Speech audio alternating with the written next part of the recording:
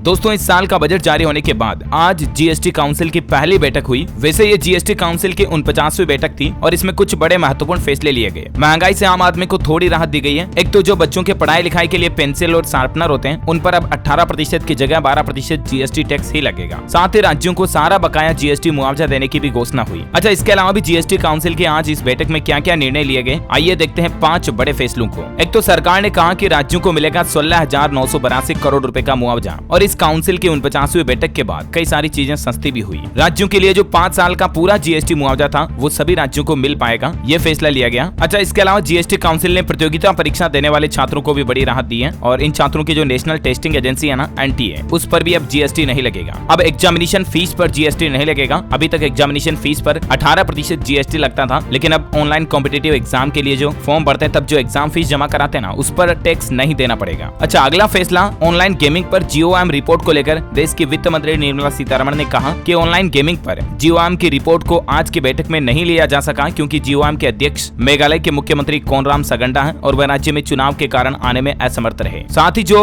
गाड़ियां आती हैं एसयूवी एमयूवी वगैरह, तो वित्त मंत्री ने कहा कि एसयूवी के जैसे ही एमयूवी पर टैक्स लगाने का फैसला भी टल गया। जीएसटी काउंसिल ने एनुअल रिटर्न दाखिल करने में देरी के लिए विलंब शुल्क के रेशनलाइजेशन की सिफारिश भी की है। टैक्सेशन सिस्टम में बदलाव को लेकर भी जीएसटी काउंसिल में वित्त मंत्री ने कहा कि टैक्स चोरी रोकने के लिए हाल ही में बजट में टैक्सेशन सिस्टम में बदलाव किया है। पहले प्रोडक्शन पर एड वैलोरम टैक्स लगता था, उसमें बदलाव किया गया। वहीं मिलेट्स को अगली जीएसटी काउंसिल में विचार किया जाएगा। वित्त मंत्री ने कहा कि मोटे अनाज, मिलेट्स मतलब मोटे अनाज को अगली जीएसटी काउंसिल की बैठक में विचार किया जाएगा। फिलहाल सीमेंट पर भी अभी कमेटी में बैठक में कोई विचार नहीं हुआ। अच्छा, पान मसाला गुटखा वगैरह को लेकर जीओएम की सिफारिश से मंजूर हुई। जीएसटी टैक्स को प्रोडक्शन पर लगाने पर भी फैसला लिया गया। पान मसाला और गुटखा पर अब प्रोडक्शन के हिसाब से जीएसटी लगेगा। कैपेसिटी बेस्ड टैक्सेशन सिस्टम लागू करने का फैसला लिया गया और बाकी सभी राज्यों को बकाया मुआवजा जारी किया जाएगा। कुल 16,982 करोड़ का कंपनसेशन दिया जाएगा। अच्छा, इसके अलावा एक महत्वपूर्ण फैसला रहा, जो राब आती है ना लिक्विड गुड जिससे राब बनाते हैं, उस पर टैक्स को बिल्कुल 0 कर दिया है। अब खुले में बेचे जाने वाले राब पर जो पहले जीएसटी 18% लगता था उस पर 0 कर दिया, यानी इस पर कोई टैक्स नहीं लगेगा। हालांकि जो प्री पैकेज्ड राब है उस पर जीएसटी टैक्स को 18% से घटाकर 5% किया गया, तो यहाँ पर भी थोड़ी महंगाई से राहत मिली है। और इसके अलावा पेंसिल शार्पनर वगैरह पर भी टैक्स घटा दिया है। जीएसटी दरें 18% से घटाकर 12% कर दी है पेंसिल शार्पनर वगैरह पर, जिससे कि बच्चों के लिए काम आने वाले पेंसिल शार्पनर वगैरह ये सस्ते मिलेंगे। बाकी ऑनलाइन गेमिंग पर चर्चा नहीं हो पाई, जीएसटी ट्रिब्यूनल पर भी सहमति नहीं बनी है ना। तो उम्मीद है दोस्तों जीएसटी काउंसिल की 49वीं बैठक के कुछ बड़े फैसले आपको जरूर जानने मिले होंगे। वैसे आप कौन से राज्य में रहते हैं कमेंट करके बताइएगा दोस्तों मुझे, ताकि मैं आपके राज्य के समाचार भी आपके मोबाइल तक पहुंचा पाऊंगा। इस वीडियो को लाइक और शेयर जरूर करना और डीएलएस न्यूज चैनल को सब्सक्राइब करके बेल आइकन जरूर दबा देना ताकि आप ऐसी ही काम की महत्वपूर्ण खबरें रोजाना देख पाएंगे। जय हिंद, जय भारत, वंदे मातरम।